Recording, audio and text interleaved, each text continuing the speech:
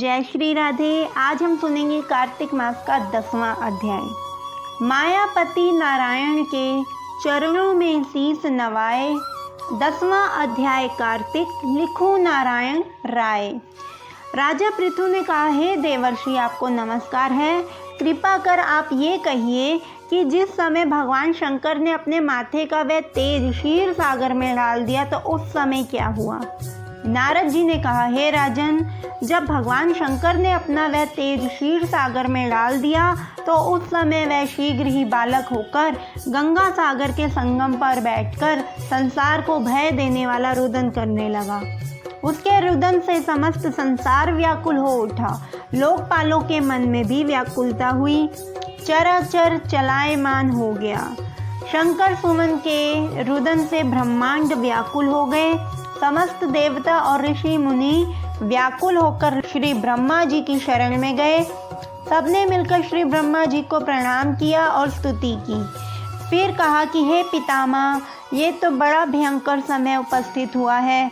हे महायोगिन, इसका नाश कीजिए। तब देवताओं की ऐसी बात सुनकर श्री ब्रह्मा जी सत्यलोक से उतरकर उस बालक को देखने के लिए समुद्र तट पर आए। समुद्र ने ब्रह्मा जी को आता देखकर प्रणाम किया और बालक को उठाकर उनकी गोद में दे दिया। तब विस्मित होकर ब्रह्मा जी ने पूछा, हे सागर, तुम शीघ्र कहो कि ये बालक किसका है। समुद्र ने विनम्र शब्दों में कहा, प्रभो, ये तो मैं नहीं जानता, किंतु मुझे इतना अवश्य ज्ञात है कि ये गंगा सागर के संगम पर प्रकट हुआ है। अतः हे जगत गुरु, आप इस बालक का जात कर्म आदि संस्कार कीजिए। इसका जातक फल बताइए। नारद जी कहते हैं, इधर तो सागर ब्रह्मा जी के गले में हाथ डालकर बार बार उनका आकर्षण कर रहा था। फिर तो उसने ब्रह्मा जी का गला इतनी जोर से पकड़ा कि उससे पीड़ित हो ब्रह्मा जी के नेत्रों से आंसू टपकने लगे।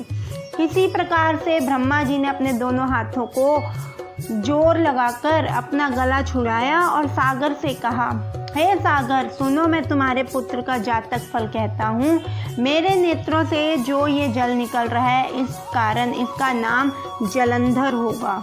यह उत्पन्न होने के साथ ही तरुण हो गया है। इससे यह सब शास्त्रों का पारगामी, महापराक्रमी, महावीर, बलवान, महायोद्धा और रण दुर्मद होगा। ये बालक सब दैत्यों का अधिपति और भगवान विष्णु को भी जीतने वाला होगा तथा यह कहीं भी नहीं हारेगा। एक भगवान शंकर को छोड़कर यह सबसे अवध्य होगा। इसका वध केवल और केवल भगवान शंकर के हाथों होगा। जहाँ से उत्पन्न हुआ है फिर वहीं जाएगा। इसकी स्त्री बड़ी पतिव्रता, सौभाग्यशालिनी, सर्वांग सुंदरी और परम मनोहर, मिष्ट भाषिणी तथा शीलवान होगी।